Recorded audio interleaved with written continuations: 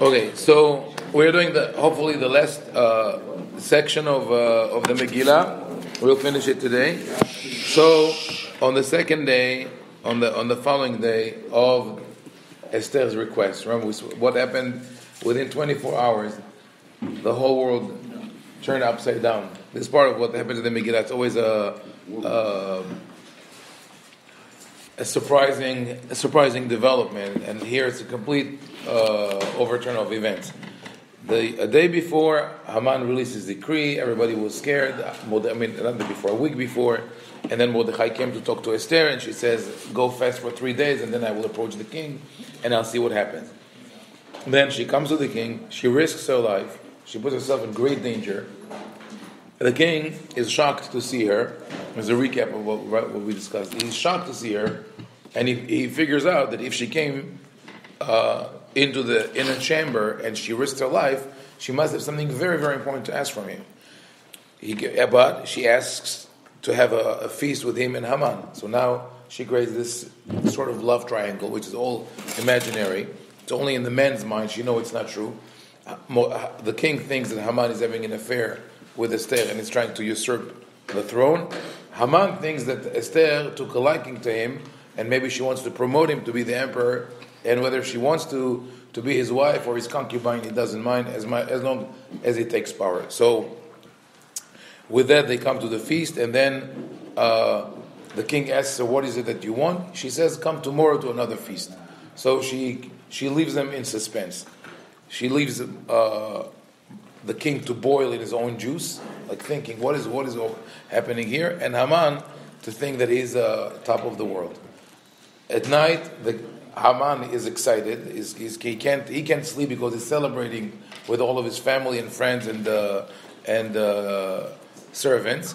Meanwhile, the king cannot sleep because he says something is happening under my nose and no one tells me. And why is it that no one cares enough about me to tell me what's happening? And then he decides to find the loyal people by finding one person who was loyal to him but not rewarded, and reward him in such a magnificent way that everyone else who knows even a little bit of information will come forward and will tell the king. This is equivalent to when you say $1 million reward to anyone who has information on a certain criminal. So this is what Ahasuerus does. Haman comes to talk to him in a very unfortunate time for Haman, and when the king asks him, how should I honor a person? Haman thinks of himself, and the rest is that by the time they come to the second feast, everything is already turned around. Haman is depressed. He has no hope. He doesn't understand what's going on. The king is even more upset and he knows nothing about the connection between Mordechai and Esther. And for him now coming to the second party, here sits his arch enemy. Haman for him now is the enemy because he's trying to usurp the throne. He's trying to take over. And Esther is there also. She's suspicious. She's under suspicion. He doesn't know what's happening with her. So on the second day it says, "Vayomer HaMelech leEsther gam bayom hashani b'mishte hayayin, ma she'elatech Esther HaMalka v'tinaten lach, u'ma bakashatech ad hatzi hamalchut v'te'as." He says again, very with largesse, what is it that you want? Half my kingdom, I'll give you half my empire. Okay. Half my empire, I'll give you. And what does she say? Vata'an Esther HaMalka v'tomar. She knows she's a very good actress. She knows how to, play her cards. She doesn't say right away, "Save my nation." She says, "Im ala melech tov." Im matzati hen b'einecha melech, v'im ala melech tov. So she starts already by saying that, if you like me and if I found favor in your eyes, indicating that maybe she's not. Tinateni nafshi b'she'elati v'ami b'vakashati. I'm asking to save my own life and the life of my nation. Fine. Ki nimkarnu ani v'ami le'ashmit le'arog u'la'abed. We were sold, me and my nation were sold to be annihilated, killed, destroyed. Ve'ilu la'avadim v'nishvahot nimkarnu e'herashti ki en hatzach shoveh b'nezek hamelech. She says, if we were sold as a servant and maidservant, I would keep quiet. I don't. Ki en hatzach shoveh b'nezek hamelech. She says, but it's not the our distress. When she says enatzar, could be either the enemy or the our own distress. She says it's not about our own distress, but if you destroy all of us, you will be damaged. Now, if you stop there. She doesn't continue. She just speak of someone who's trying to kill them. Now Hashverosh thinks, okay, let's go through the files of all the nations that he has, A to Z, Afghanistan to Zimbabwe, right? Which nation did I try to kill? Right? There were not any other nations, only the Jews. So all of a sudden he realizes she's Jewish, and I'm trying to kill all of her nation. He tried to find out before what nationality she's from, and he couldn't find it. Now he finds out that he tried to destroy her whole nation, right? But he still thinks that Haman is trying to bring him down. So there are two possible scenarios. Either that he misunderstood the whole situation, right? That Haman is the evil person and Esther is pleading with the king for herself. Or there's a completely different scenario. What if the whole decree that Haman planned against the Jews was a trick to get Hashverosh to sign the decree and then say he's a wicked king, and then Haman and Esther together will get rid of him. That's a possibility. He says maybe Esther as a Jew planned together with Haman, let's convince the king to issue a decree against all the Jews and then we'll get rid of him. So now when she said this phrase, she goes in one. There are two options in front of the king. Either Haman is the villain and Esther is the victim, or Haman and Esther are together plotting to get rid of him. More confusion for him, more anger. He's like at the point of explosion. And then she says, "Vayomer HaMelech Ahashverosh, vayomer l'Esther HaMalka, mi hu ze ve'ezehu asher mela'o libo la'asot ken." Who is that person? Name, like it's all. Who could it be? Why is he even asking? Who could it be? It's either him or Haman, but you understand why he's asking the question, right? And here also the Hazan would read, we're like, oh, it's crazy. ותאמר אסתר, איש צר ואויב המן הרע הזה. See again, she built, until she says the words Haman, she says three other words. Ish, right? He's a man. Very nice, okay. We know the people who were involved were all men. Tsar, wicked. Okay, go on. Oyev, enemy. Okay, who is it? And the Midrash says, there's a Midrash that says that she started pointing at him. She was pointing at the king. And an angel came and moved her finger to point at Haman. It's the same story with Moses. Right, very similar to the story of Moshe, who tried to get the crown, and that the angel moved his hand for the coals. It's not written here. What Midrash is trying to say, definitely there was no angel, that she built the confusion to the point where she would very easily be condemning Ahashverosh and Haman. She was at the brink of extinction. He could have killed her and on the spot. She plays with and then the last moment she drops the bomb on him. He says, Haman haraz, like I'm not accusing you, it's Haman. So Haman is surprised because he thought he's on her side. Ahashverosh is relieved, but the relief comes with anger. You know, like how you build it all up, and then the moment it comes, okay. So Haman niva'at min lifnei hamelech v'hamalka. He's terrified. V'hamelech kam b'hamato min mishtei hayayin el ginat habitan. Right? The king got up, is very angry. Hamato in Hebrew means his anger, not his mother-in-law. Even though for some people, it's the mother-in-law that causes them to be angry, but they come together. Right? But that don't take it personally, because I have no problem with my mother-in-law, and also my wife and my mother-in-law get along very well. So Let's call it. yeah. So והמן עמד לבקש על נפשו מאסתר המלכה, כי ראה כי חלתה אליו הרעה מת המלך. So Haman stands up, he tries to plead with Esther. She doesn't respond.